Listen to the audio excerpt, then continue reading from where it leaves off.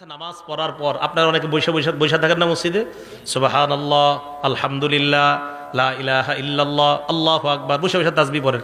আপনি তাসবিহ পড়েন না, কিচ্ছু করেন না, এমনি বসে রয়েছেন নামাজ পড়া, বসে রয়েছেন মসজিদের এক কোনায়, অজু অবস্থায় বসে রয়েছেন, বসে ঘুমাইতেছেন, অজু অবস্থায় বসে ঘুমাইতেছেন, এমনি বসে রয়েছেন, কোনো কাজ করতেছেন না। নবীজি সাল্লাল্লাহু আলাইহি সাল্লাম বলেন, বুখারী শরীফের 2119 নম্বর হাদিস, 2119, 2119, ঠিক না? 2119, 2119 এই হাদিসে রাসূল আকরাম সাল্লাল্লাহু আলাইহি সাল্লাম বলেন, আল মালাইকাতু তুসাল্লি আলা আহাদিকুম মা দামা ফি মুসাল্লাহুল্লাযী ইউসাল্লি ফীহ। নামাজ পড়ার পর মুসল্লি যেই জায়গায় বসে আছে, বসে থাকার পর ওই মুসল্লি যতক্ষণ মসজিদ থেকে বের না হয়, ফেরেশতারা তার জন্য আল্লাহর কাছে দুইটা দোয়া করতেই থাকে। আজকে আপনাদের সবার থেকে আমি একটা কথা নিব, আগে হাদিসটা বলি এরপর কথাটা নিব। আবু দাউদ শরীফের 1319 নাম্বার হাদিস, আন্না নবিয়্যা সাল্লাল্লাহু আলাইহি ওয়াসাল্লাম কানা ইযা হাযাবাহু আমরুন, আল্লাহর নবীর যখন কোনো পেরেশানি আসতো, ফাজা ইলাস সালাত, দ্রুত নামাজের দিকে দৌড়ায় যাইতেন, অথবা আরেক বর্ণনায় সাল্লা, নবী নামাজের মধ্যে দাঁড়ায় যাইতেন। হাদিসের মাধ্যমে আমরা ঔষধ শিখতে পারলাম, যখনই আমাদের কোনো পেরেশানি আছে, প্রথমে কোনো আলেমকে বলবো না, ইমামকে বলবো না, খতিবকে বলবো না, মাকে বলবো না, বাবাকে বলবো না, পীর সাহেবকে বলবো না। পেরেশানি আসছে, আমার নবী সর্বপ্রথম নামাজে দাঁড়াইছে। আমাদের প্রথম কাজ পেরেশানি আসার পর কি করা? বাস। এরপর বলেন, নামাজ আগে পড়েন 2 রাকাত নফল, অথবা যত রাকাত পারেন পড়েন, পড়ে আল্লাহরে বলার পর ইমাম সাহেবরে বলেন, খতিব সাহেবরে বলেন, মারে বলেন, বাবারে বলেন, প্রথমে বিষয়টা আল্লাহর সাথে শেয়ার করেন। সুবহানাল্লাহ, এটা আমাদের নবীজি আমাদেরকে শিখিয়ে দিয়েছেন। আমাদের নবীজি কোনো পেরেশানিতে পড়ছে তো সর্বপ্রথম নামাজ পড়ছে। আমি আপনাদের সবার কাছে জানতে চাই, বলেন আমাদের যেই কোনো পেরেশানি, ব্যবসায়ী পেরেশানি, মেয়েটা বিয়ে দিচ্ছে দেরি হচ্ছে, এই পেরেশানি, যেই কোনো পেরেশানি, বলেন সর্বপ্রথম আমরা কি করব? নামাজ পড়ব। আল্লাহ আমাদেরকে তৌফিক দান করেন। মুসলিম শরীফের 422 নম্বর হাদিস, ক্বালা রাসূলুল্লাহ সাল্লাল্লাহু আলাইহি ওয়াসাল্লাম, আল্লাহ নবী বলেন, আত-তুহুরু শাত্রুল ঈমান, পবিত্রতা ঈমানের অঙ্গ, ওয়াল হামদুলিল্লাহি তামলাউল মিজান, পড়েন আমার সাথে আলহামদুলিল্লাহ। এই যে আমরা যারা আলহামদুলিল্লাহ পড়লাম, আল্লাহ নবী বলেন তোমাদের প্রত্যেকের জন্য মিজানের পাল্লাটা নেকি দ্বারা পরিপূর্ণ হয়ে যায়। পড়েন তো আবার আলহামদুলিল্লাহ। এটা আমাদের নবীজি বলছেন, তুমি বিশ্বাস করেন, যতবার বলবেন ততবার মিজানের পাল্লা আল্লাহ ভরে দেয়। এরপর নবী বলেন, সুবহানাল্লাহ ওয়াল হামদুলিল্লাহি তামলাআনে মা বাইনাস সামাওয়াতি ওয়াল আরদ। এবার পড়েন সুবহানাল্লাহ, আলহামদুলিল্লাহ, মানে দুইটা একসাথে। আগে পড়ছেন শুধু আলহামদুলিল্লাহ, এখন বললেন সুবহানাল্লাহ, আলহামদুলিল্লাহ। আল্লাহ নবী বলেন, তামলাআনে মা বাইনাস সামাওয়াতি ওয়াল আরদ, আসমান জমিনের মাঝে যেই জায়গাটা, এই জায়গা নেকি দ্বারা পরিপূর্ণ হয়ে যায়। এরপর আল্লাহ নবী বলেন, সালাতু নূর, নামাজ হলো আলো। নামাজ এটা কেমন আলো? আল্লাহ বলেন, ইয়াউমা তারাল মুমিনিনা ওয়াল মুমিনাতি ইয়াসআ নূরুহুম বাইনা আইদিহিম ওয়া বিআইমানিহিম। কিয়ামতের ময়দানে ইমানদার নারী পুরুষকে আপনি দেখবেন, তারা যখন কিয়ামতের ময়দানে হাঁটে, তাদের সামনে নূর, পিছনে নূর। হারিকেন যেমন ভাবে দেখেন, এই যে লাইট, মাঝখানে একটা আলো, অথবা হারিকেন মাঝখানে একটা আলো। কিয়ামতের ময়দানে ইমানদার নারী পুরুষকে যখন দেখবেন, দেখার পর বুঝতে পারবেন সামনে আলো, পিছনে আলো, কমপ্লিট একটা নূরের প্যাকেটের মধ্যে ইমানদার কিয়ামতের ময়দানে হেঁটে বেড়ায়। তাহলে এই আলো বাড়াইতে হবে কিভাবে? নামাজ। বলেন তো এই আলো বাড়াইতে হবে কিভাবে? নামাজ। পড়ব তো নামাজ ইনশাআল্লাহ। আল্লাহ আমাদের সকলকে নামাজের মাধ্যমে আলোকিত জীবন গড়ার তৌফিক দান করেন। একটা কিতাব আছে নাম মুসনাদ আহমদ, হাদিসের কিতাব, 10 নম্বর খণ্ড, 83 নম্বর পৃষ্ঠা। নবীজি 5 ওয়াক্ত নামাজের কথা আলোচনা করে বলেন, মান হাফাযা আলাইহা, যারা 5 ওয়াক্ত নামাজ নিয়মিত আদায় করবে। বলেন কয় ওয়াক্ত? ফজর সহ না ফজর ছাড়া? 5 ওয়াক্ত নামাজ যারা নিয়মিত আদায় করবে, 3টা পুরস্কার নবী বলেন। 1 নম্বর, কানাত লাহু নূর, এই ব্যক্তি দুনিয়াতেও আলোকিত হবে, কিয়ামতের ময়দানেও আলোকিত। 2 নম্বর, বুরহানা, কিয়ামতের ময়দানে আমি আপনি যখন দাঁড়াবো, এই নামাজ আল্লাহর কাছে প্রমাণ হিসাবে উপস্থিত হয়ে যাবে। 3 নম্বর, নাজাত ইয়াউমাল কিয়ামা, কিয়ামতের ময়দানে জাহান্নাম থেকে মুক্তির সনদ হিসাবে নামাজ আল্লাহর দরবারে দাঁড়িয়ে যায়। ভাই নামাজ ছাড়েন না, এক ওয়াক্ত নামাজ ছাড়বেন না। আজকে আমাদের মাহফিল শোনার খুব আগ্রহ, কিন্তু নামাজ পড়ার এই পরিমাণ আগ্রহ আমাদের নাই। এবং এই জায়গায় আশাবাদী সবাই নামাজ পড়ছেন, কিন্তু যদি বলি কারা পড়েন নাই তাও লোক পাওয়া যাবে, কিন্তু হাত তুলেন না। কিন্তু দেখেন আমাদের দেশে সবচাইতে যে জিনিসটার আগ্রহ কম, সেটা হলো যত কাজ আছে সব আমরা আগ্রহী। হুজুর মিষ্টি বিলান আগ্রহী আছি, জিলাপি বিলান আগ্রহী, বিরিয়ানি দেন আগ্রহী, সিন্নি দেন আগ্রহী, মাহফিল করেন আগ্রহী, মাহফিলে টাকা দিব আগ্রহী, শুধুমাত্র নামাজে দেখেন না। আল্লাহ আমাদের সকলকে নিয়মিত নামাজ পড়ার তৌফিক দান করেন। পানি দিও। তাহলে যে ব্যক্তি নামাজ আদায় করবে ওই ব্যক্তির জন্য নামাজ জাহান্নাম থেকে মুক্তির সনদ হয়ে যাবে। আল্লাহ আমাদের সকলকে নামাজ পড়ার তৌফিক দান করেন। হাদিসের কিতাবের নাম সহিহুল জামে, হাদিস নাম্বার 2573 নাম্বার হাদিস। ক্বালা রাসূলুল্লাহ সাল্লাল্লাহু আলাইহি ওয়াসাল্লাম, আল্লাহ নবী বলেন, আউয়ালু মা ইউহাসাবু বিহিল আবদু ইয়াউমাল কিয়ামাতিস সালাহ। কিয়ামতের ময়দানে সর্বপ্রথম আপনার ইবাদতের মধ্যে নামাজের হিসাব হবে। আল্লাহ নবী বলেন, ফাইন সলাহাত, নামাজ যদি আপনার সঠিক হয়, সলাহা সাইরু আমালি, অন্যান্য আমলগুলা সঠিক। আবার বলছি, ওয়া ইন ফাসাদাত, নামাজ যদি আপনার অশুদ্ধ হয়ে যায়, ফাসাদাত সাইরু আমালিহি, আপনার অন্যান্য আমল সব অশুদ্ধ বলে বিবেচিত হবে। কিয়ামতের ময়দানে আপনার সর্বপ্রথম হিসাব হবে নামাজের। ইবাদতের ক্ষেত্রে আপনার নামাজ যদি শুদ্ধ হয়, অন্যান্যগুলা একটু ভুল টুল থাকলেও আল্লাহ শুদ্ধ করে দিবেন। কিন্তু আপনার যদি নামাজই অশুদ্ধ হয়ে যায় কিয়ামতের মাঠে, না বান্দা নামাজ পড়তো না, দাবি করতো আমি নবীরে মহব্বত করি, 300 বার দুরূদ পড়ে ডেলি, কয়বার? দুরূদ শরীফ পড়া ভালো না খারাপ? ভালো, কিন্তু নামাজ পড়ে না। উনি বলে যে আমি, আমার ভিতরে নবীর প্রেম আছে, কিন্তু নামাজ পড়ে না। তো এই লোক কিয়ামতের ময়দানে সর্বপ্রথম নামাজের হিসাব হবে। নামাজ যদি শুদ্ধ হয় তার সব শুদ্ধ। আল্লাহ আমাদেরকে প্রতিনিয়ত 5 ওয়াক্ত নামাজ পড়ার তৌফিক দান করেন। নামাজ পড়বে নিয়মিত 5 ওয়াক্ত, আল্লাহ নিজ জিম্মায় তাকে জান্নাতে প্রবেশ করাবেন। দলিল আবু দাউদ শরীফ কিতাবের নাম, হাদিস নাম্বার 1420 নাম্বার হাদিস। ক্বালা রাসূলুল্লাহ সাল্লাল্লাহু আলাইহি ওয়াসাল্লাম, আল্লাহ নবী বলেন, খামসু সালাওয়াত কাতাবাহুন্নাল্লাহু আলাল ইবাদ, 5 ওয়াক্ত নামাজ বান্দাদের উপর আল্লাহ ফরজ করেছেন। মান জাআ বিহিন্না, যেই ব্যক্তি 5 ওয়াক্ত নামাজ নিয়মিত আদায় করবে, লাম ইউদাইয়্যি মিনহুন্না শাইআ, 1 ওয়াক্ত নামাজও নষ্ট করবে না। ইস্তিগফাফান বিহাক্কিহিন্না, নামাজের প্রতি অবহেলা অবজ্ঞা করে 1 ওয়াক্ত নামাজও নষ্ট করবে না। অবহেলা অবজ্ঞা কাকে বলা হয় ভালো করে শুনেন। আপনার বিবি আপনাকে বলল যাও নামাজে যাও, আপনি বললেন বারবার তুমি পেট পেট কইরো না, এত বেডের করবা না। বিবি আপনারে নামাজ যাইতে কয়, আপনি কোন থামো তো। এই যে থামো তো বললেন মানে অবজ্ঞা, অবহেলা নামাজ। কোন আলেম আপনাকে নামাজের দাওয়াত দিল, আপনি বললেন আরে যান, এত লেকচার দিয়েন না, জানতো, মানে অবজ্ঞা অবহেলা। তাবলিগের লোকেরা আপনারা দাওয়াত দিতে গেছে, তা আপনি তখন বললেন কি, আর জানতো প্রত্যেক সোমবার এসে খালি ডিস্টার্ব করেন, মানে গাছের 3 সোমবার বা শুক্রবার, এত জ্বালান কিনলে গে। তার মানে নামাজের প্রতি আপনার অবহেলা অবজ্ঞা। নামাজের প্রতি যদি আপনার অবহেলা থাকে, অবজ্ঞা থাকে, তাহলে কিন্তু খুব অবস্থা খারাপ হয়ে যাবে। নবীজি বলেন 5 ওয়াক্ত নামাজ যারা আদায় করবে, অবহেলা অবজ্ঞা করবে না 1 ওয়াক্ত নামাজের ব্যাপারে। ফজর নামাজের সময় কোনো মুসলমান এই কথা বলবে না, থুর এই নামাজটা না হইলে কি হইতো। হ্যাঁ, 4 ওয়াক্ত তো ঠিক আছে, ফজরটা না হইলে কি হইতো, অবহেলা, এমন কেউ বলবে না। 5 ওয়াক্ত নামাজ যারা নিয়মিত আদায় করবে, কানা লাহু আহদুন ইনদাল্লাহি আইয়ুদখিলাহুল জান্নাহ, আল্লাহর ওয়াদা 5 ওয়াক্ত নামাজ করে আমার কাছে তুমি আসো, আমি নিজ জিম্মায় তোমাকে জান্নাতের প্রবেশ করায়া দিব। নামাজ নিয়ে কবরে যান, আপনার কবর আলোকিত হবে। নামাজ ছাড়া কবরে যান না, ঝামেলায় পড়বেন।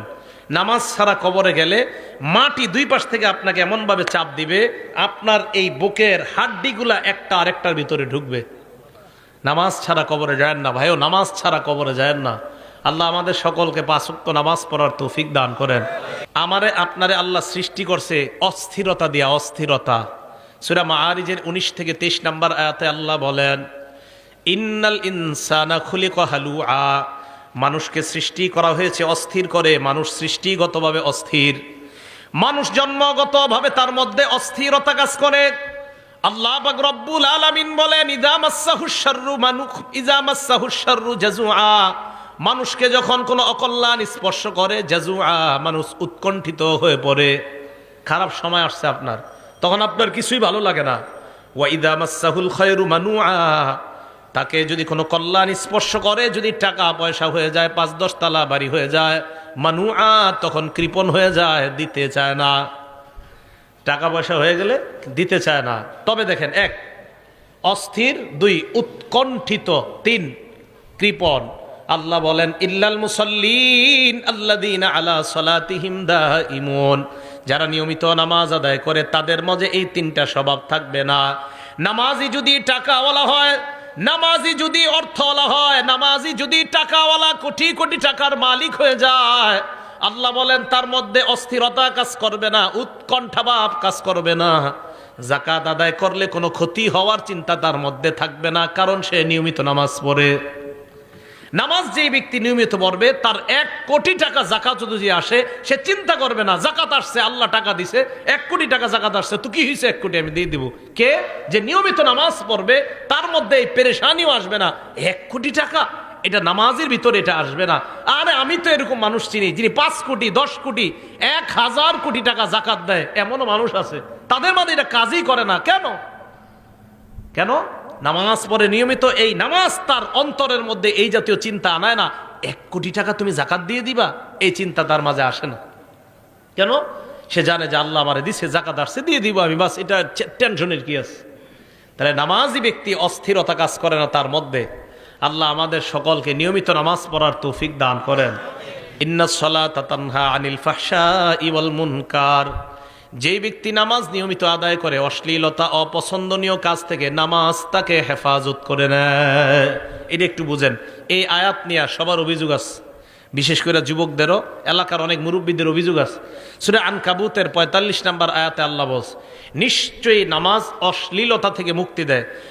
মানুষের আয়াত নিয়ে অভিযোগ না, মানুষের অভিযোগ নিজেদেরকে নিয়ে, যে হুজুর আপনারা বলেন নামাজ নাকি অশ্লীল কাজ থেকে বাধা দেয়। কই, আমার ছেলে তো ডেলি নামাজ পড়ে, এরপরেও তো সে ফিরতেছে না। বলে না, আমার ছেলে ডেলি নামাজ পড়ে, তারপরেও তো সে ফিরতেছে না। আপনার ছেলে নামাজ পড়ে ডেলি, জানেন আপনি? কয় না, ডেলি না পড়লেও জুমাটা পড়ে তো, ১ জুমা থেকে আরেক জুমা। তখন কথা কি হয়ে গেল, ফিরে গেল। কয় জুমাটা পড়ে ১ জুমা থেকে আরেক জুমা, তো পরে তো হুজুর ১ জুমা আরেক জুমা, মাঝখানে কি ওই জুমাগুলা তারে ভালো কাজ করাইতে পারে না? বুঝেন, কোনো মানুষ যদি নিয়মিত ৫ ওয়াক্ত নামাজ পড়ে, ভালো করে ৫ ওয়াক্ত নামাজ পড়তে অন্তত ১.৫ ঘন্টা সময় লাগবে, মোটামুটি ভাবে যদি পড়েন ৫ ওয়াক্ত নামাজ ১.৫ ঘন্টা। আচ্ছা বলেন তো, ৬ দিনে ১.৫ ঘন্টা করে হলে কয় ঘন্টা হয়? ৯ ঘন্টা। ৬ দিনে ৯ ঘন্টা আপনি অশ্লীলতা থেকে মুক্ত আছেন, কারণ ৯ ঘন্টা আপনি মসজিদে, ওই জায়গায় আপনি গুনাহ করবেন না। এই যে নামাজ আপনারে বাঁচাইতেছে। আচ্ছা, আজকে এশার নামাজ আপনি পড়তে আসলেন, খুব মন দিয়ে শুনেন। ২৫ মিনিটে এশার নামাজটা বললেন, পড়ার পর গেট দিয়ে যখন আপনি বের হবেন, একজন মুরব্বী আপনাকে বলে, ভাই একটু তালিমের মধ্যে বসো, বসার পর এরপর তুমি বের হবা। আপনার বন্ধু মসজিদের বাহিরে দাঁড়ায় আছে, কোথায় জানি আপনাকে নিয়ে যাবে। আপনার পছন্দ হইতেছে না, কিন্তু এলাকার চাচা মুরব্বীর কথাও আপনি ফেলতে পারতেছেন না। এই চিন্তায় আপনি তালিমের মধ্যে বসে গেলেন। বসে যাওয়ার পর আপনার মন না চাইতেও আপনি আরো ২৫ মিনিট বসলেন, নামাজ পড়লেন ২৫ মিনিট, আপনার মন না চাইলেও তালিমে বসলেন ২৫, কত হলো? দরজা দিয়ে বের হওয়ার সময় ইমাম সাহেবের সাথে সাক্ষাৎ। আরে আব্দুর রহমান, তুমি আজকে এতক্ষণ মসজিদে, কেমন আছো, কি অবস্থা? বন্ধু কিন্তু বাইরে দাঁড়ায় আছে। হুজুর ভালো তো। ইমাম সাহেব আরো ১০ মিনিট নসিহত করছে, কয় ঘন্টা হয়ে গেল? এই ১ ঘন্টা কিন্তু আপনি চাইলেও গুনাহ করতে পারেন নাই। নামাজ আপনাকে অশ্লীলতা থেকে বাধা দেয়। আপনি নামাজ পড়েন, আপনি নিয়মিত পড়েন, কিভাবে যে আপনাকে বাধা দিবে আপনি চিন্তাও করতে পারবেন না। তাহলে বলেন তো, নামাজ যতক্ষণ আমরা মসজিদে আছি, অন্তত ততক্ষণ তো একটা ছেলে মসজিদে তার মোবাইলে সিনেমা দেখবে না, নাটক দেখবে না। তার মানে নামাজ তাকে অশ্লীলতা থেকে বাধা দেয়। তাহলে আল্লাহ আমাদেরকে এইভাবে যদি নিয়মিত আমরা নামাজ পড়তে পারি, এক সময় দেখবেন এই নামাজ আমাদেরকে অপছন্দনীয় আর অশ্লীলতা থেকে বাধা দিতে দিতে আল্লাহর ওলির খাতায় আমাদের নাম আল্লাহ লিখে দিবেন। নামাজ আপনার আগের জিন্দিগির সব গুনাহ মাফ করে। এই ব্যাপারে আপনাদের সামনে আমি 5টা হাদিস বলি। ১ নাম্বার, মুসলিম শরীফের ৪২৮ নাম্বার হাদিস। এই হাদিসে রাসূল আকরাম সাল্লাল্লাহু আলাইহি সাল্লামের সাহাবা উসমান গনি রাদিয়াল্লাহু তাআলা আনহুর গোলাম, উনি বলেন, সামি'তু উসমান ইবনে আফফান রাদিয়াল্লাহু তাআলা আনহু ওয়া হুয়া বিফিনাইল মসজিদি ফাজাআহুল মুয়াজ্জিন ইনদাল আস। উসমান গনি রাদিয়াল্লাহু তাআলা আন আসরের নামাজের সময় মসজিদ চত্বরের মধ্যে আছে, মুয়াজ্জিন সাহেব আসছে ওনাকে ডাকার জন্য, আসরের নামাজ পড়ানোর জন্য মুয়াজ্জিন সাহেব আসছে। আসার পর কয়, হুজুর আসরের সময় হয়ে গিয়েছে, তাড়াতাড়ি মসজিদে চলেন, নামাজ পড়াবেন। হযরতে উসমান ওযুর পানি আনলেন, আনার পর নামাজের জন্য ওযু করলেন, এরপর বললেন, আমি তোমাদেরকে আল্লাহর কসম একটা হাদিস এখন শোনাবো।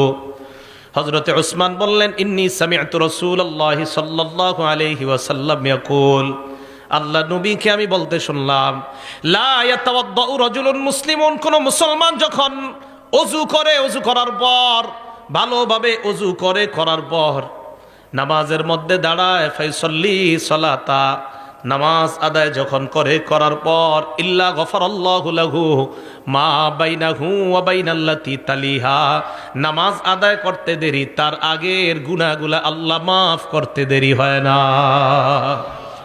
ওযু সুন্দর মতো করে নামাজে দাঁড়াবেন, আল্লাহ আপনার গুনাহগুলা মাফ করে দেয়। মুসলিম শরীফের 431 নম্বর হাদিসে হযরত উসমান গনি আরেকটা বর্ণনা বলেন, মা মিন ইমরিইম মুসলিমিন, কোন মুসলমান যখন ইহসিনু ওযু আহা, সুন্দরভাবে ওযু করে, ফরজের নামাজ সময় হওয়ার পর, ফজর না ফরজ, ফজর না ফরজ, ফরজ নামাজ উপস্থিত হয়ে যাওয়ার পর, বলেন তো ফজর না ফরজ? তাহলে ফজর, জোহর, আসর, মাগরিব, এশা সবগুলা ফরজ নামাজ উপস্থিত হয়ে যাওয়ার পর সুন্দরভাবে ওযু করে, ওযু করার পর নামাজ পড়ে, রুকু সেজদা সুন্দরভাবে করে, তাহলে ব্যবসায়ী ব্যবসার মধ্যে দোকানে বসা, ফরজ নামাজের সময় হয়ে গেছে। চাকরিজীবী তার চাকরি স্থলে বসা, ফরজ নামাজের সময় হয়ে গেছে। আমি আপনি আমরা যার যার পেশার মধ্যে আমরা জড়িত, ওই সময় নামাজের সময় হয়ে গিয়েছে। কৃষক তার কৃষি কাজ করার সময়, জোহরের সময় হয়ে যায়, ফায়ুহসিনু উযুআহা, সুন্দরভাবে ওযু করে, ওযু করার পর নামাজ আদায় করে। হযরত উসমান বলেন, কানাত কাফফারাতান লিমা ক্বাবলাহা মিনাজ যুনুব, এই নামাজ তার আগের সমস্ত গুনাহের কাফফারা হয়ে যায়। মালাম ইউতি কাবীরা, তবে কবিরা গুনাহ করবেন না। জোরে বলেন, কি গুনাহ? আরো জোরে। কবিরা গুনাহ চিনেন নি? কারে কয়? হ্যাঁ, তা একটু শোনেন। বুখারী শরীফের 2653 নম্বর হাদিস, 2653, ক্বালা রাসূলুল্লাহ সাল্লাল্লাহু আলাইহি ওয়াসাল্লাম, আল্লাহর নবী বলেন, আল কাবাইর, কবিরা গুনাহ হলো আল ইশরাকু বিল্লাহ, 1 নাম্বার আল্লাহর সাথে শিরিক করা, 2 নাম্বার ওয়া উকুকুল ওয়ালিদাইন, পিতা মাতার নাফরমানি করা, 3 নাম্বার ওয়া কতলুন নাফসি, কাউকে অন্যায়ভাবে হত্যা করা, 4 নাম্বার ওয়াল ইয়ামিনুল গুমুস, মিথ্যা শপথ করা। কি শপথ? মিথ্যা শপথ কারে কয় বুঝেননি? একটু বলি, দেখেন, আপনি দোকানের শাটার লাগাইতেছেন, সোয়েটার বিক্রি করেন, আপনি বন্ধু আসছে, আইসা কয় তোর ভাতিজির জন্য একটা সোয়েটার লাগবে, তাড়াতাড়ি আগামীকাল বেড়াইতে যাবে, সুন্দর একটা গর্জিয়াস সোয়েটার দে। তো বাস খুলছে, খোলার পরে সুন্দর একটা সোয়েটার দিচ্ছে। সোয়েটার দেওয়ার পর কয় কত? অন্যদের থাকি 900, তুই 850 দে। তো দেওয়ার সময় কয়, আর কইস না দোস্ত, মানুষ যা করে ঠিক মতো দামটাও দেয় না, কিনা দামটাও দেয় না। তোরে কইতাছে আল্লাহর কসম, এটা 800 টাকা দেখি না, তোর থেকে 50 টাকা লাভ করছে। সদরঘাটে খুঁজে দেখা যায় এটার দাম 300। কত? যদি হয় আর কি এরকম। এই যে মিথ্যা শপথ করলেন, আল্লাহর কাছে দাঁড়ানোর জন্য তৈরি হয়ে যান। বুখারী হাদিস নাম্বার 893। আল্লাহর সামনে আপনি দাঁড়াইতে হবে। আপনি মিথ্যা কথা বইলা আপনার পণ্য আপনি বিক্রি করলেন, কি এরকম হয় কিনা? না হইলে তো নাই, হয় কিনা? হইলে তো এটা গুনাহ। যদি না হয় মাশাআল্লাহ, আপনারা সব আল্লাহর ওলি। কিন্তু যদি এটা না হয়, বরং মিথ্যা কথা বইলা শপথ করে আপনি যদি পণ্য বিক্রি করেন, তা আল্লাহর সামনে দাঁড়ানোর জন্য প্রস্তুত হয়ে যান, যে তুমি তোমার ইনকামটা কিভাবে করছো আমার একটু বলো। 4 নাম্বার মিথ্যা শপথ করা। 5 নাম্বার শাহাদাতুজ জুর, মিথ্যা সাক্ষী দেওয়া। মিথ্যা সাক্ষী এমন একটা সাক্ষী, যেই সাক্ষীর মাধ্যমে অপরাধী হয়ে যায়, অপরাধী নিরপরাধ হয়ে যায়। 5টা কবিরা গুনার কথা আমরা জানলাম। এবার আপনাদের সামনে আমি 10টা এমন গুনাহের কথা বলবো, এর মধ্যে 7টা হলো গুনাহ, পরের 3টা, মোট 10টা, শেষের 3টা হলো এমন যে 3টা যদি না করেন গুনাহ। কিতাবের নাম মুসনাদে আহমদ, হাদিস নাম্বার 22,075 নাম্বার হাদিসের বর্ণনা। মুআজ ইবনে জাবাল রাদিয়াল্লাহু তাআলা আনহুর বর্ণনা, তিনি বলেন আওসানি রাসূলুল্লাহ বিআশারি কালিমাত, আল্লাহ নবী আমাকে 10টা উপদেশ দিয়েছে। গণবেন, বলেন নবীজি কয়টা উপদেশ দিয়েছে? আমারে আপনারে সবাইরে কয়টা উপদেশ? 1 নাম্বার, লা তুশরিক বিল্লাহি শাইআ ওয়া ইন কুতিলতা ওয়া হুররিকতা, আল্লাহর সাথে শিরিক করবা না, যদিও তোমাকে হত্যা করা হয়, যদিও তোমাকে জ্বালিয়ে দেওয়া হয়।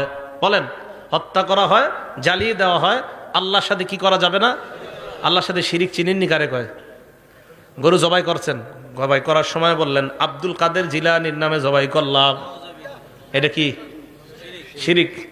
গরু জবাই করার সময় বললেন মুহাম্মাদুর রাসূলুল্লাহ সাল্লাল্লাহু আলাইহি ওয়াসাল্লামের নামে জবাই করলাম, শিরিক। কি বলেন তো? শিরিক। যেই শিরিক করে তার উপরে আল্লাহ পাক রব্বুল আলামিন অভিশাপ দেয়। মুসলিম শরীফ হাদিস নাম্বার 5018 নাম্বার হাদিস।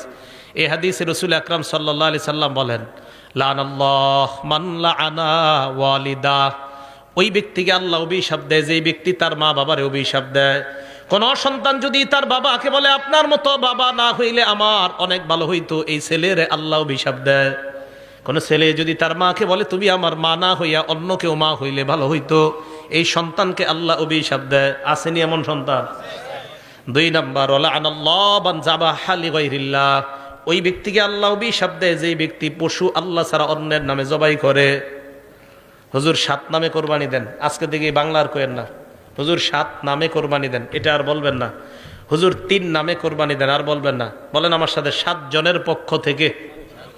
সবাই বলেন, 7 জনের পক্ষ থেকে, 3 জনের পক্ষ থেকে, 4 জনের পক্ষ থেকে, আল্লাহর নামে। তাহলে 7 নামে না 7 জনের পক্ষ থেকে? নামে কার? এই ভুলগুলা কোরবানির সময় আর করেন না। একজনে ছুরি নিয়ে দাঁড়ায় দেখো, হুজুর 7 নামে, আর বললেন না এটা, হুজুর 7 জনের পক্ষ থেকে আল্লাহর নামে। মনে থাকবে তো? তো যেই ব্যক্তি আল্লাহ ছাড়া অন্য কারো নামে জবাই করে তার উপরে আল্লাহ অভিশাপ দেয়। 3 নাম্বার, ওয়ালাআনাল্লাহ মান গায়্যারা মানারাল আরদি, দেখেন তো এই অপরাধটা আপনাদের মাঝে আছে কিনা। যেই ব্যক্তি জমিন, অন্যের জমিন নিজের কবজায় নিয়ে নেয়, নিয়ে নেওয়ার পর বলে ক্রয় সূত্রে এই জমির মালিক আরিফ বিন হাবিব। আছে?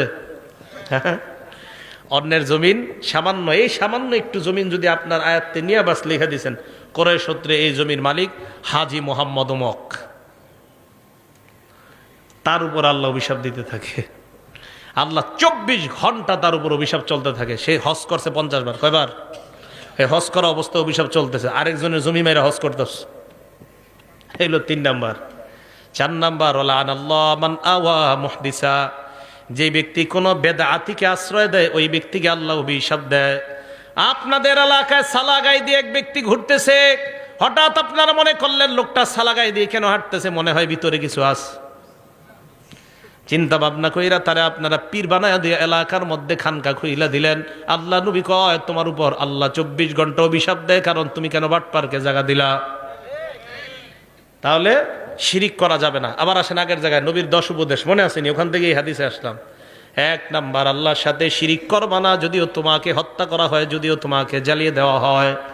2 নাম্বার, ওয়ালা তা'আক্কারনা ওয়ালিদাইক ওয়া ইন আমারাকা আন তাখরুজা মিন মালিকা ওয়া আহলিকা, তোমার মা বাবা যদি তোমাকে সম্পদ থেকে আলাদা করে দেয়, তোমাকে যদি ত্যায্য করে দেয়, মা বাবার নাফরমানি করবা না।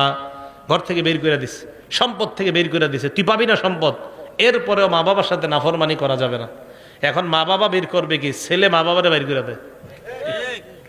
2 নাম্বার, তোমার মা বাবা যদি তোমাকে সম্পদ থেকে বের করে দেয়, ত্যায্য করে দেয়, তাও তুমি তোমার মা বাবার কি করবা না? নাফরমানি করবা না।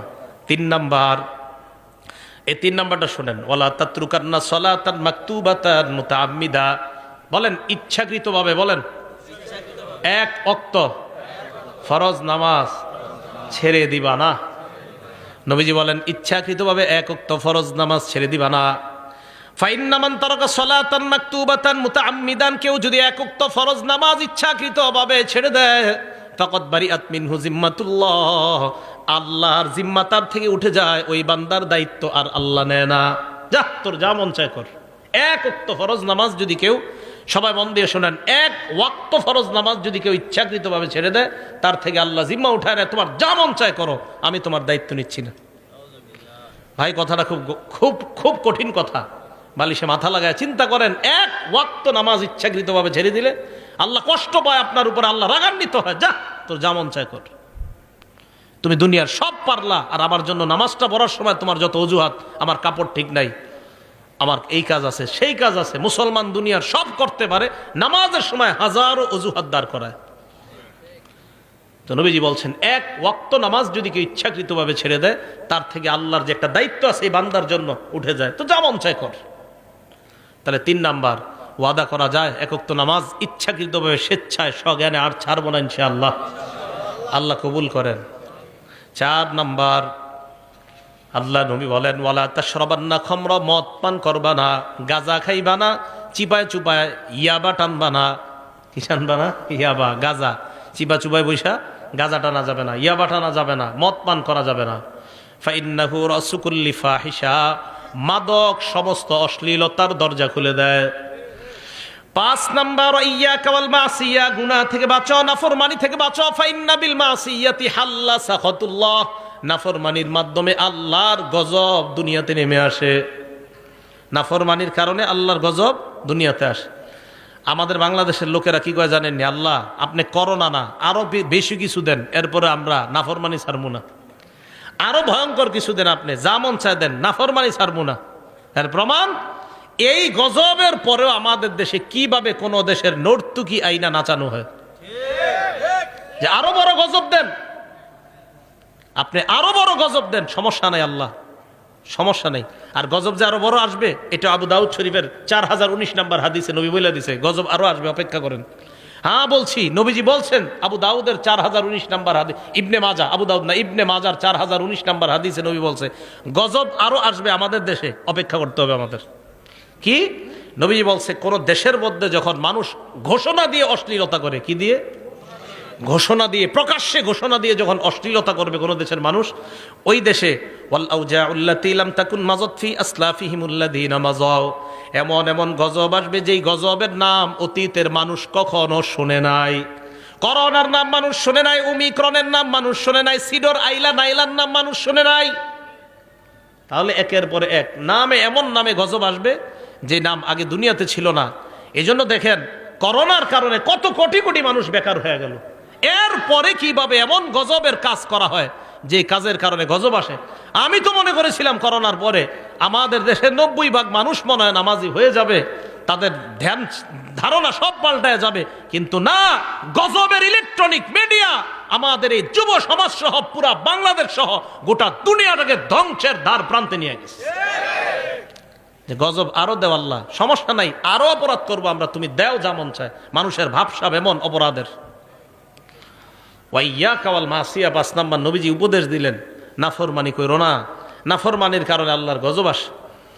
মুসনাদে আহমদ একটা কিতাবের নাম, এই কিতাবের 26,638 নাম্বার হাদিসে নবীজি বলছেন, ইজা জহারাতিল মাআসি ফি কওমিন, কোন এলাকায় যখন নাফরমানি ব্যাপকভাবে হবে, আম্মাহুমুল্লাহু বিআযাবিন মিন ইনদিহি, ওই এলাকার ভালো খারাপ সবার উপর আল্লাহ গজব দিবে। ভালো খারাপ সবার উপর। সাহাবারা কয়, হুজুর ভালো মানুষের উপর কেন দিবে? নবীজি বলেন, গজব আসবে যখন ভালো খারাপ দেখবে না, সবার উপর আসবে গজব। করোনায় ভালো মানুষ মারা গেছে না? ভালো মানুষও মারা গেছে, তাহলে গজব আসবে সবার উপর। নবীজি বলেন, কিয়ামতের ময়দানে ভালো মানুষগুলাকে আল্লাহ আলাদা করে জান্নাত দিয়ে দিবেন। তো বলতেছিলাম 5 নাম্বার উপদেশ, নাফরমানি থেকে বাঁচো। 6 নাম্বার, ওয়া ইয়্যাকা ওয়াল ফিরার মিনাজ যাহফি ওয়া ইন হালাকান নাস, জিহাদের ময়দানে সবাই যদি ধ্বংস হয়ে যায়, তুমি জিহাদের ময়দান থেকে পলায়ন করবা না। 7 নাম্বার, ইদা আসাবান নাস মাউতুন, কোন এলাকার মধ্যে যদি মহামারী লেগে যায়, ওয়া আনতা ফীহিম ফাসবুত, ওই এলাকার মধ্যে যদি তুমি থাকো, ওই এলাকা থেকে পালাবা না, ওই এলাকার মধ্যে তুমি অবস্থান করো। কোন এলাকায় মহামারী লাগছে, ওই এলাকা থেকে তুমি পালাও না। বিশ্ব স্বাস্থ্য সংস্থা ঘোষণা দিল, সারা পৃথিবীতে লকডাউন দিল, আর বলল কি, যে যেখানে আছে সেখান থেকে যেন বের না হয়। এটা বিশ্ব স্বাস্থ্য সংস্থার ঘোষণা কিছুদিন আগে। আমাদের নবী 1500 বছর আগে বলে দিছে এই ঘোষণা। তার মানে মুসলমানদের পক্ষ থেকে আমরা দাবি জানাই, ও অমুসলমান সম্প্রদায় যারা আছেন, পুরা পৃথিবীতে এই ঘোষণা আপনারাও মেনে নেন। আমাদের নবী মানুষদের মধ্যে সবচেয়ে শ্রেষ্ঠ গবেষক ছিলেন। না হয় কিভাবে বলে দিলেন, যেই দেশে মহামারী লাগবে সেখানেই থাকো, সেখান থেকে বের হয়েও না। বিশ্ব স্বাস্থ্য সংস্থা এখন কইছে, আমাদের নবী 1500 বছর আগে কইছে। 7 নাম্বার, যেখানে মহামারী লাগে সেখানে থাকো, বের হয়েও না। 8, 9, 10 নাম্বারটা মন দিয়ে শুনেন সব অভিভাবকরা। 8 নাম্বার, ও আনফিক আলা ইয়ালিকা মিন তাওলিকা, তুমি তোমার সামর্থ্য অনুযায়ী, সাধ্য অনুযায়ী পরিবারের উপর খরচ করবা। বেতন আপনার 15,000, আপনার সন্তান আপনার কাছে একটা মোবাইল চেয়েছে, মোবাইলের দাম 20,000। বেতন কত? মোবাইলের দাম কত? পরিবারে চালাবেন কিভাবে? এই সন্তান ওই বাবারে তখন সুদ নামক গুনাহে লিপ্ত করে। ওই বাবা তখন ছেলের দিকে তাকায় বাধ্য হয়ে ব্যাংক থেকে সুদ আনে। কি করবে? ছেলে কয়, মোবাইল যদি না দাও আমি পড়াশোনা করব না। কি কথাগুলো ঠিক না? তো সাধ্য অনুযায়ী তুমি তোমার পরিবারের উপর খরচ করো, এটা হলো 8 নাম্বার। 9 নাম্বার, ওয়ালা তারফা আনহুম আসাকা আদাবা, তোমার পরিবারের উপর থেকে তুমি শাসনের লাঠি উঠাইবা না। পরিবারের উপর শাসনের লাঠি মানে আপনার বিবি যেন আপনাকে ভয়, এই ব্যাপারে যেন ভয় পায়, আমার স্বামী দুনিয়ার মধ্যে সবচাইতে ভালো, আমার স্বামীর মতো হাস্যোজ্জ্বল মানুষ নাই। তবে আপনার বিবি যেন অন্য মহিলাদেরকে এই কথা বলতে পারে, আমার স্বামী দুনিয়ার সব কিছুর সাথে আপোষ করতে রাজি, নামাজের সাথে আমার স্বামী কোনো আপোষ করবে না। নামাজ যদি না পড়ি আমার স্বামীর চাইতে কালো চেহারা আর কারো হবে না। বিবি আপনাকে নিয়ে যেন এটা বলতে পারে যে আমার স্বামী সব ছাড় দিবে, আমাকে বলবে একটু হাসি ঠাট্টা সব মানবে, কিন্তু নামাজ পড়বো না, আমার স্বামী আমার এই ছাড় দিবে না। এই ভয় প্রত্যেক বিবির মধ্যে যেন আপনার ব্যাপারে থাকে, এটা শাসনের লাঠি। আপনার ছেলে মেয়েগুলা যেন ফজরের সময় কয়, এই তাড়াতাড়ি ওঠ, আব্বা কিন্তু লাঠি নিয়ে আসতেছে, এই আব্বা রাগ হয়ে যাবে, আরে আব্বা গালি দিবে, বকা দিবে। দেখেন এখন আমাদের মাঝে না এই শ্রদ্ধাগুলো আর নাই। হ্যাঁ, আগে আমরা দেখেন ওনারা আপনারা যারা আছেন 10 বছর আগেও 15 বছর আগেও আপনার বয়স যদিও 25-30, একটা ভয় কাজ করতো, এই আরে আব্বা রাগ করতেছে, ওঠ তাড়াতাড়ি ওঠ, ফজরের নামাজে চল।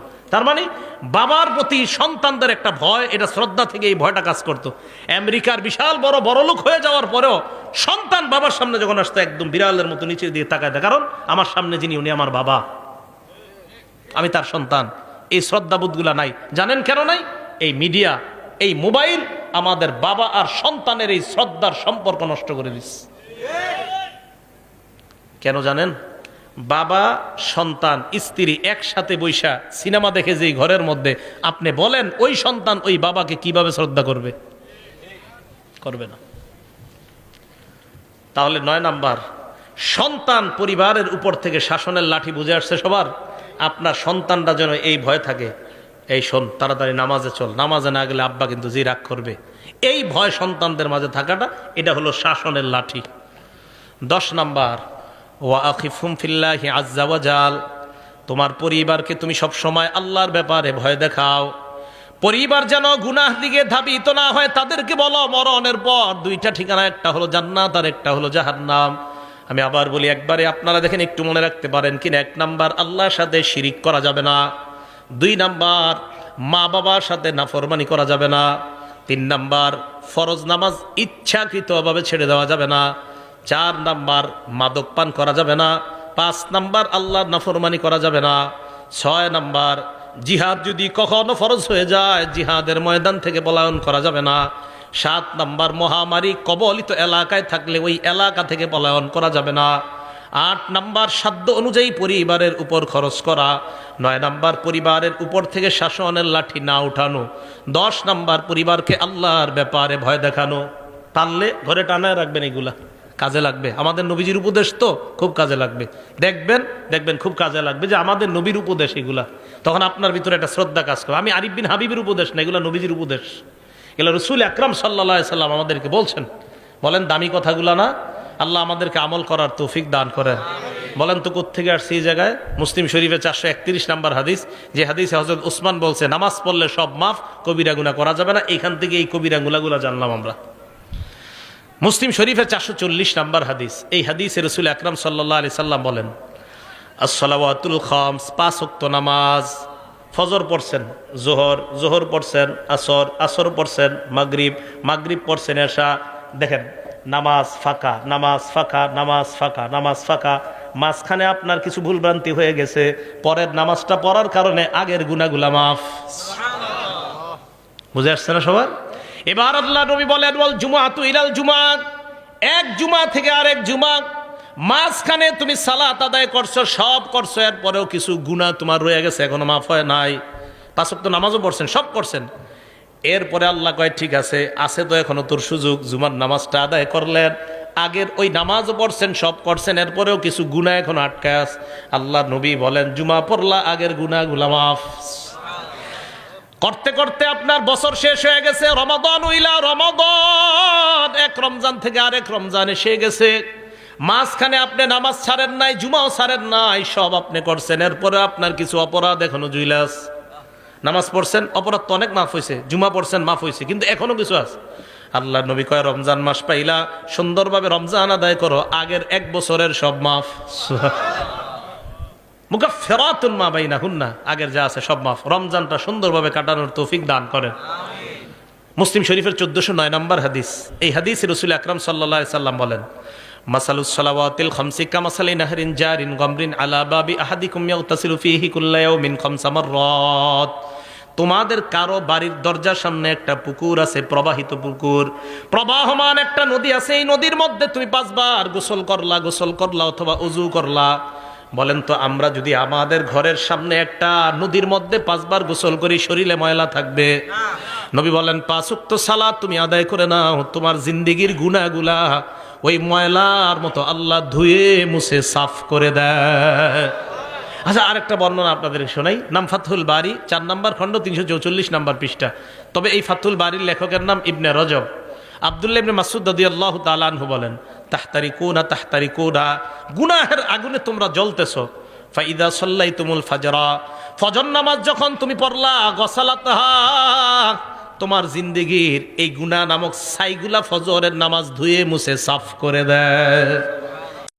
এবার কি করে দেখেন, সুম্মা তানামুনা, এরপর তোমরা ঘুমাইবা, ঘুমানোর পর ফালা ইউক্তাবু আলাইকুম হাত্তা তাস্তাইখিজুন, ঘুমানোর পর তোমরা ফজর নামাজের আগ পর্যন্ত ঘুমাইলা, উঠার পর ফজরের সালাত আদায় করলা, আর তোমার আমল নামায় কোনো গুনাহ লেখা হয় না। কেন লেখা হয় না জানুনি? তুমি এশা পড়লা, উইঠা আবার ফজর পড়লা, মাঝখানে ঘুমাইলা, এই ঘুমের মধ্যে তুমি কাটাইলা, আল্লাহ তোমাকে ইবাদতের মধ্যে গণ্য করে নেয়। এটা জানেননি আপনারা? ফজর নামাজ যদি জামাতে পড়তে পারেন তাহলে তো আরো ঘটনা। কি এশার নামাজ জামাতে পড়ছেন, ফজর নামাজও জামাতে পড়ছেন। বলেন এশা কিসে পড়ছেন? জামাতে। ফজরও ক্বালা রাসূলুল্লাহ সাল্লাল্লাহু আলাইহি ওয়াসাল্লাম, আল্লাহ নবী বলেন মান সাল্লাল ফাজরা মান সাল্লাল ইশা আবি জামাআ, কোন ব্যক্তি যদি এশার নামাজ জামাতের সাথে আদায় করে, আদায় করার পর ওই ব্যক্তি ঘুমাইলো, আল্লাহ নবী বলেন ফাকান্নামা কামা নিসফাল লাইল। হাত উঠানো দরকার নাই। আজকে যারা যারা এশার নামাজ জামাতের সাথে আদায় করছেন, আপনারা একটু পরে ঘুমায় যাবেন। আল্লাহ নবী কয় এশার নামাজ জামাতে আদায় করছেন, অর্ধেক রাত দাঁড়ায় দাঁড়ায় ইবাদত করলে যেই সওয়াব, আপনি ঘুমের মধ্যে ওই সওয়াব পেয়ে যাবেন। এরপর আপনি উঠা ফজরের নামাজ জামাতে আদায় করলেন, বলেন ইনশাআল্লাহ। আগামীকাল যদি আপনারা সবাই ফজরের নামাজটা জামাতে আদায় করেন, নবী বলেন ফাকাদ নামাজ সাল্লাল লাইলা কুল্লাহ, সারা রাত নামাজের সওয়াব পেয়ে যাবেন।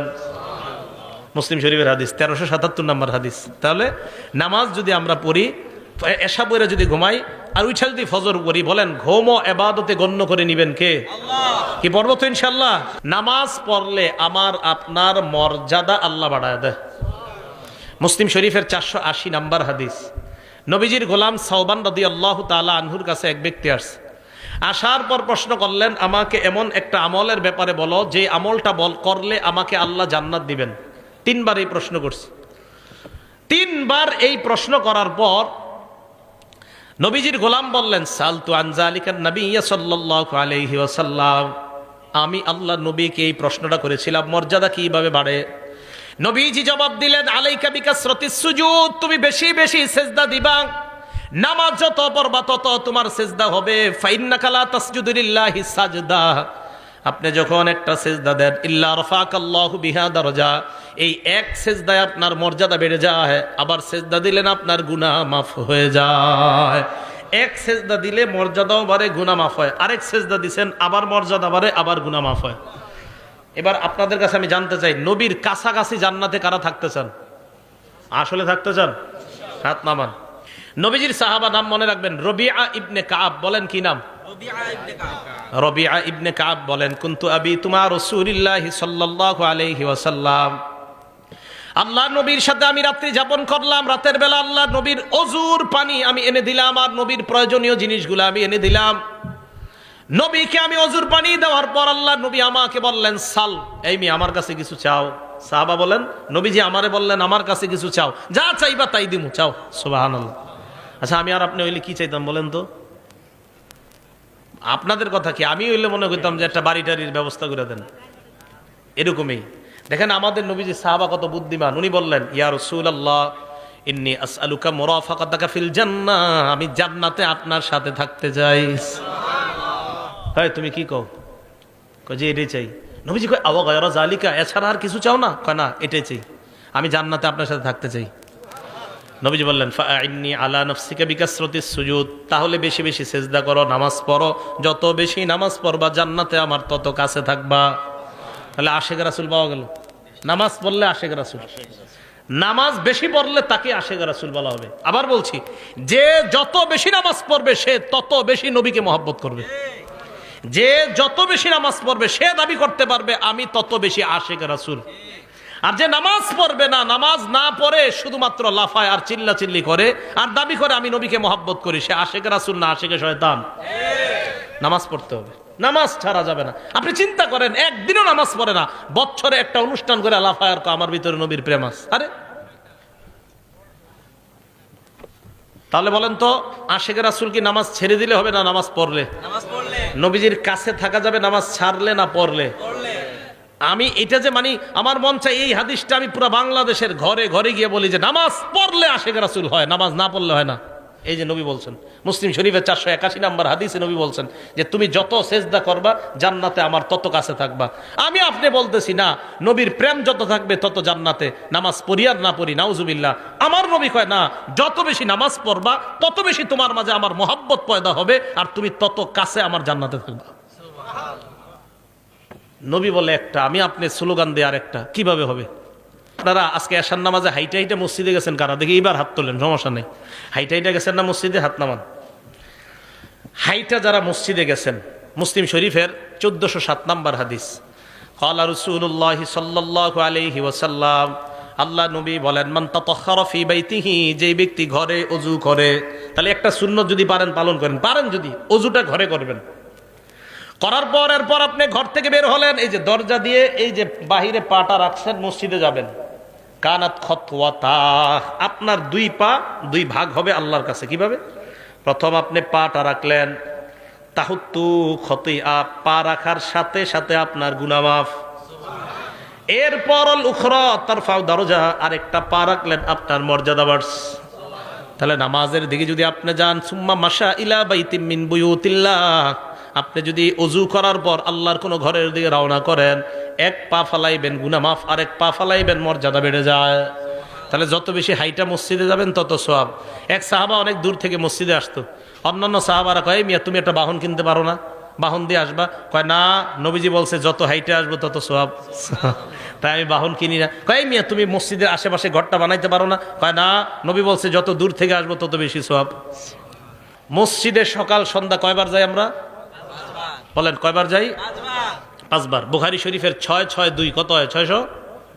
আমি আবার এটা করাই প্রত্যেক মাহফিলে। এটি বলাই কেন জানে? চা স্টলের সামনে আমরা গিবত শেখাত না করে এমনি কমু। হুজুর কালকে 662 কইছে, কয় কি? কয় বুখারী শরীফের 662 নাম্বার। ভাই আমি চাইতেছি আমাদের মুসলমানদের কথাবার্তাগুলো এরকম হয়ে যাক। চা স্টলের সামনে বৈশা গিবত শেখায়তের পরিবর্তে এগুলা হোক যে বুখারী শরীফের হুজুর শিখাইছে 3-3-3-1 3331 নাম্বার হাদিস। কই জায়গায় কি কইছে? কই জায়গা বলছে ইস্তাউসু বিন নিসা, মহিলাদেরকে খালি ওয়াজ করো, পিটাইও না, খালি ওয়াজ করো, ওয়াজ করো। সুবহানাল্লাহ। আবু দাউদ শরীফের 3-3-1 3331 নাম্বার হাদিস। কইতে সুন্দর লাগে না কথাগুলা? ওইখানে আবার কি কইছে? কই জায়গায় বলছে এমন একটা সময় আসবে যে সময় সবাই মিছিল দিয়া সুদ খাবে, কেউ বাকি থাকবে না। ডাইরেক্ট যদিও না খায়, সুদের হাওয়া সবার গায়ে লাগবে, নবীজি বলছেন এরকম। কয় 3370 নাম্বার হাদিস বুখারী শরীফের। ওখানে আবার কি? ওখানে নবী দুরূদ শিখাই দিয়েছে। কয় কোন দুরূদ? কয় যেটা নামাজে পড়ি। সুবহানাল্লাহ। আল্লাহুম্মা সাল্লি আলা মুহাম্মাদি ওয়া আলা আলি মুহাম্মাদ। এই বিষয়গুলো আমি চাইতেছি মুসলমানদের মুখে মুখে চা স্টলের সামনে এইগুলো আলোচনা হোক, গিবত শেখায়ত না হোক। তো বলতেছিলাম বুখারী শরীফের 662 কত হয়? 600। বলেন না একটু, আমরা আলোচনা করি। 662 কত হয়? 662। এই হাদিসে রাসূল আকরাম সাল্লাল্লাহু আলাইহি সাল্লাম বলেন মান গাদা ইলাল মসজিদি ওয়া রাহা, কোন ব্যক্তি যখন সকাল সন্ধ্যা মসজিদে যায়, আ'আদ্দাল্লাহু লাহু নুজুলাহু মিনাল জান্নাতি কুল্লামা গাদা আও রাহা, যতবার মসজিদে যায় ততবার তার জন্য জান্নাতে মেহমানদারি প্রস্তুত হয়ে যায়। পেট রেডি করেন তাড়াতাড়ি খাওয়ার জন্য। কি পরিমাণ খাইবেন দেখি জান্নাতে গিয়ে। যতবার মসজিদে যাবেন ততবার মেহমানদারি। তাহলে আমরা যতবার মসজিদে যাচ্ছি চিন্তা করেন কি পরিমাণ খানা আল্লাহ আমাদের জন্য রেডি করে রাখছে। আচ্ছা, নামাজ পড়ার পর আপনারা অনেকে বসে থাকেন না মসজিদে? সুবহানাল্লাহ, আলহামদুলিল্লাহ, লা ইলাহা ইল্লাল্লাহ, আল্লাহু আকবার, বসে তাসবিহ পড়েন। আপনি তাসবিহ পড়েন না, কিচ্ছু করেন না, এমনি বসে রয়েছেন নামাজ পড়ে। বসে রয়েছেন মসজিদের এক কোনায়, অজু অবস্থায় বসে রয়েছেন, বসে ঘুমাইতেছেন, অজু অবস্থায় বসে ঘুমাইতেছেন, এমনি বসে রয়েছেন, কোনো কাজ করতেছেন না। নবীজি সাল্লাল্লাহু আলাইহি সাল্লাম বলেন, বুখারী শরীফের 2119 নম্বর হাদিস, 2119, 2119, ঠিক না? 2119, 2119 এই হাদিসে রাসূল আকরাম সাল্লাল্লাহু আলাইহি সাল্লাম বলেন, আল মালাইকাতু তুসাল্লি আলা আহাদিকুম মা দামা ফি মুসাল্লাহু আল্লাযী ইউসাল্লি ফীহ। নামাজ পড়ার পর মুসল্লি যেই জায়গায় বসে আছে, বসে থাকার পর ওই মুসল্লি যতক্ষণ মসজিদ থেকে বের না হয়, ফেরেশতারা তার জন্য আল্লাহর কাছে দুইটা দোয়া করতেই থাকে। এক নাম্বার ফেরেশতারা বলে, আল্লাহুম্মা সাল্লি আলাইহি, মাবুদ তুমি এই বান্দার উপর শান্তি নাজিল করো। মাবুদ গো, বেচারা পেরেশানি হয়ে মসজিদে বসে আছে, আল্লাহ আমরা ফেরেশতারা বলতেছি তারে তুমি শান্তি দিয়ে দাও। ভাই কিভাবে বুঝাবো আপনাদেরকে? আপনি পেরেশান হয়ে মসজিদে গিয়ে বসে রয়েছেন, ফেরেশতারা আল্লাহ রেখে, আল্লাহ তারে শান্তি দাও। সুবহানাল্লাহ। দুই নাম্বার, আল্লাহুম্মা আরহামহু, আল্লাহ তুমি তাকে তোমার রহমতের চাদর দ্বারা ঢেকে নাও। দোয়া দুইটা সুন্দর না? তাহলে অস্থির কাজ করতেছে, পেরেশানিতে আছেন, মসজিদে নামাজ পড়ে একটু বসে থাকেন, আর মনে মনে ভাববেন যে হুজুরে বুখারী শরীফের দলিল দিয়ে বলছে আমি মসজিদে যতক্ষণ বসে থাকবো আমার পেরেশানি দূর হওয়ার জন্য ফেরেশতারা দোয়া করবে। মসজিদে যায় দেখছেন আপনাদের এলাকায় জোহর কয়টায়? 1:30 না 1:01? আচ্ছা 1:01 ধরে নিই আমরা। মসজিদে গেছেন, আপনি যাওয়ার পরে সুন্নত পড়ে দেখতেছেন 20 মিনিট বাকি আছে, বসে রয়েছেন, কোনো কাজ নাই। এই যে আপনি বসে রয়েছেন, আরো 20 মিনিট বসে থাকবেন, আপনি এমনি বসে রয়েছেন, অটোমেটিক গাছের পাতার মতো আপনার ঘুনা জোরে পড়তেছে। দলিল মুসলিম শরীফের 475 নম্বর হাদিস, ক্বালা রাসূলুল্লাহ সাল্লাল্লাহু আলাইহি ওয়াসাল্লাম, আল্লাহ নবী বলেন, আমি কি তোমাদেরকে এমন 3টা আমলের কথা বলবো না যেই 3টা আমল করলেই তোমাদের গুনাহ অটোমেটিক মাফ হইতে থাকে? এক নাম্বার, ইসবাগুল ওযুই আলাল মাকারিহ, তুমি অপছন্দ মানে কষ্ট হইতেছে অজু করতে, কষ্ট, এরপরেও তুমি অজু করতে কষ্ট হইতেছে, এরপরে অজু করতে কষ্ট হয়, মনে করেন এই জায়গায় একটু সমস্যা আছে, তো আপনি আস্তে ধীরে অজু করতেছেন, কষ্ট। এক নাম্বার কষ্ট হইল অজু করা। 2 নাম্বার, কাসরাতুল খুতা ইলাল মাসাজিদ, হাইটা বেশি বেশি মসজিদে যাওয়া। 3 নাম্বার, ইন্তিজারুস সালাতি বাদাস সালাহ, নামাজের অপেক্ষায় বসে থাকা। এই 3টা আমল তোমরা করতেছো, গাছের পাতার মতো গুনাহ জড়ে পড়ে যায়। এই জায়গায় গাছের পাতা শব্দটা নাই, এখানে আসছে গুনাহ জড়ে পড়ে। আরেক হাদিসে আসছে নবীজি সাল্লাল্লাহু আলাইহি সাল্লাম বের হইতেছে, সাহাবা তাকায় রইছে, তো মাথায় লাইগা গাছের পাতা ঝরে পড়তেছে, তাকায় রইছে। নবীজি বলেন, কি ব্যাপার, আশ্চর্য হইতেছো, গাছের পাতা পড়তেছে? এই গাছের পাতাগুলা যেইভাবে পড়ে নামাজ পড়বা, এইভাবে তোমার গুনাহগুলা ঝরে পড়ে যায়। মসজিদে গিয়া অপেক্ষা করলেও কোনো লস নাই, কিন্তু আপনারা কি করেন জানেন? 1:01টার সময় যদি 1:16 বাজে যায় অথবা 17, ইমাম সাহেব আসে না, সবাই একসাথে মিছিল দিয়া, হুজুর আসে না কেন? হুজুর আসে না কেন? এখন থেকে আর এটা করবেন না। কেন? যে হুজুর আসতে 2 মিনিট দেরি হইলে আমার লাভ, 2 মিনিট আরো গুনাহ ঝরবে। ঠিক আছে না? আবু দাউদ শরীফের 558 নম্বর হাদিস, নবী সাল্লাল্লাহু আলাইহি সাল্লাম বলেন, ঘর থেকে যারা উজু করে বের হয়ে মসজিদে আসবেন, আসার পর নামাজে দাঁড়াইলেন, আজরুহু কাজরিল হাজিল মুহরিম, ইহরাম বাঁধা অবস্থায় হাজী সাহেব হজ করলে যে সওয়াব, আপনি ওই সওয়াব পাবেন। নামাজে গেলে আপনি দেখেন কত পরিমাণ সওয়াব, হজের সওয়াব, নামাজে গেলে গুনাহ মাফের সওয়াব, নামাজে গেলে মর্যাদা বাড়ার সওয়াব, নামাজে গেলে নবীর কাছে জান্নাতে থাকার ফজিলত। আর কি চান? মানুষ বুঝে না, মানুষ দুনিয়ার সব করে নামাজ ছাড়া। বিশ্বাস করেন আমাদের সব সুন্দর নামাজ ছাড়া। আমরা যারা নামাজ পড়িও নামাজটা সুন্দর হয় না আমাদের। আমি আপনাদেরকে বলছি বুখারী শরীফের 757 নম্বর হাদিস দিয়া, নামাজটা যেন খুব ধীরস্থিরতার সাথে সুন্দরভাবে হয়। হবে না ইনশাআল্লাহ? অনেক সময় হয়ে গেল। এটা কিতাব আছে আল জামিউস সগীর বা সহিহুল জামে 445 নম্বর হাদিস। এই হাদিস আসছে, দেখেন কি মজার হাদিস। আপনারা যারা মসজিদে নামাজ পড়তে যান, যাওয়ার পর এরপরে বাসায় ফিরে আসার আগ পর্যন্ত কানাফিস সলাতি হাত্তা ইয়ারজিআ, বাসায় ফিরে আসার আগ পর্যন্ত ওই ব্যক্তি নামাজে থাকলে যে সওয়াব, বাসায় যাওয়ার আগ পর্যন্ত অন্য গুনাহ করেন না, এদিক সেদিক টিভিতে দাঁড়ায়েন না, নামাজে গেছেন আবার বাসায় চলে গেছেন, আল্লাহ আপনাকে বাসায় যাওয়ার আগ পর্যন্ত সওয়াব দিতেই থাকে। লস আছে নাই? আল্লাহ পাক রব্বুল আলামিন যে কথাগুলো শুনলাম বললাম আমাদেরকে আমল করার তৌফিক দান করেন। আপনারা কম মানুষ হওয়া সত্ত্বেও আমি আলোচনা অনেক বেশি করছি, অথচ আমি অনেক মানুষের মাঝেও 65 মিনিটের বেশি আলোচনা করি না, কিন্তু কেন জানি করে ফেলছি। আল্লাহ পাক রব্বুল আলামিন আমাদের সকলকে যা শুনলাম বললাম, ভাইও আমরা নামাজি হয়ে যাই। আজকে একজন নামাজি হয়ে যান, মানুষ কম বেশি কোনো ব্যাপার না, একজন নামাজি হয়ে যান, মাহফিল কবুল, মাহফিল কবুল হয়ে যাবে। নামাজি হয়ে যান, মাহফিল কবুল। নামাজি হয়ে গেলে মাহফিল কবুল। 1 লক্ষ মাহফিলের মাঝে শ্রোতা, 1 লক্ষের মাঝে যদি 5 জন নামাজি নতুন করে হয়, ওই মাহফিল কবুল। কিন্তু 1 লক্ষ মানুষ হয়ে যদি একটা মানুষও নামাজি না হয়, একটা মানুষ নতুন করে যদি সুদ না ছাড়ে, একটা মানুষ যদি ওই মাহফিল হেদায়েত না হয়, তো বলেন সে মাহফিলের কি মূল্যটা থাকে? এজন্য ভাই, এই মাদ্রাসা কর্তৃপক্ষ মাহফিলের আয়োজনটা করছে, অন্তত আপনারা যে মাহফিলের আয়োজন কেন এই নিয়তে আয়োজন করা হয়, মানুষ যেন হেদায়েতি কিছু কথা শোনে। আমি আমার আমলের জন্য আপনাদেরকে কিছু কথা বললাম। আমি নামাজের ওয়াজটা যখন আমার নিজের মধ্যে বেশি প্রয়োজন, তখন নামাজের ওয়াজ করা। আমরা যারা সফর করি, সফরের মাঝে দেখা যায় আমাদের নামাজ একটু দেরি হয়ে যায়, কষ্ট লাগে, আহারে অনেক সময় জেমে পড়ে থাকার কারণে তখন দেখা যায় জামাতে নামাজ পড়া হয় না। কত নিয়ত করছি আজকে এশার নামাজটা জামাতে পড়বো, বিশ্বাস করেন এক জায়গায় দাঁড়াইছি, দাঁড়ানোর পর দেখলাম নামাজটা শেষ হয়ে গেছে। এরপরে আসলাম আপনাদের ওইদিকে একটা মসজিদ, ওখানেও দিকে নামাজ শেষ। আরেক জায়গায় থামাইলাম, ওখানেও নামাজ শেষ। ভাবলাম 15তে জামাত, গিয়ে দেখি না ওই জায়গায় জামাত হয়ে গেছে 8টায়। আরেক জায়গায় ভাবলাম 15তে জামাত, এখানে এসে দেখি না ওখানে 8টায় হয়ে গেছে। আরেক জায়গায় ভাবলাম ওখানে গিয়ে 15তে পাবো, সেখানে আসতে আসতে 8:30 বেজে গেছে। তো এইভাবে দেখেন সফরের মধ্যে অনেক সময় এইগুলা মেনটেন করা কষ্টকর হয়ে যায়। তো আমি চিন্তা করলাম এরকম হইতেছে কেন, মানে নামাজের ওয়াজ করা দরকার। তাই আজকে আপনাদের সামনে নামাজের ওয়াজ করলাম, আমার মাঝেও নামাজের গুরুত্বটা যেন বেড়ে যায়। কেন জামাত পাইলাম না, কেন জামাত পাইলাম না? নিশ্চিত কোনো অবহেলা আছে, তাই জামাত পাইনি। অবহেলা না থাকলে আল্লাহ পাওয়াই দিত। কোনো সমস্যা আছে অবশ্যই, না হয় অন্য দিন তো আমরা পাই, অন্য জায়গায় তো জামাত পাই, কেন মাঝে মাঝে এরকম পাই না? তো বুঝি যে কোনো গুরুত্বহীনতা, অবহেলা হচ্ছে কোথাও। তাই জন্য আমার দরকার সর্বপ্রথম ভাই, আমরা সবাই নামাজি হয়ে যাই। 1 ওয়াক্ত নামাজ ছাড়েন না, 1 ওয়াক্ত নামাজ কাজা করবেন না, 1 ওয়াক্ত নামাজ কাজা করবেন না। বাবা লাগেন, ভাই লাগেন, স্টেজে আসেন, পায়ে ধরতে বলেন, তাও ধরতে রাজি আছি। নামাজ ছাড়েন না, দুনিয়ার সব কিছুর সাথে আপোষ করেন, নামাজের সাথে আপোষ করেন না। 1 ওয়াক্ত নামাজ ছাড়েন না।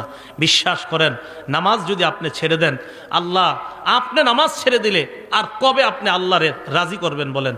আপনি আল্লাহ, যে আল্লাহ আপনারে বানাইলো, আল্লাহ বললেন 5 ওয়াক্ত নামাজ। দেখেন তাবলিগওয়ালা সাথী ভাইয়েরা দাওয়াত দিতে গেলেই বলে, কয় লুঙ্গির একটু সমস্যা আছে, আপনি যান পরে আসতেছে।